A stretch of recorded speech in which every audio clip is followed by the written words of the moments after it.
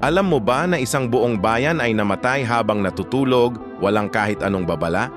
Agosto 21, 1986 sa Cameron. Mga pamilya sa paligid ng Lake Nyos ay naghahanda na matulog. Ang tahimik na crater lake na ito ay tahanan nila sa loob ng maraming henerasyon.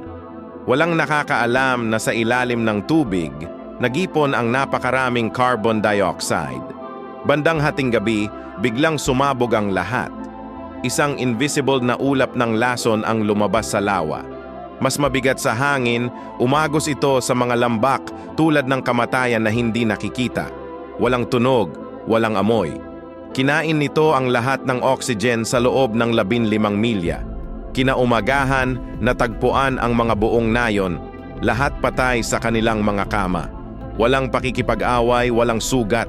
Namatay sila ng tahimik habang natutulog. 1,146 na tao at 3,500 na hayop. Lahat namatay dahil sa pagkakasakal.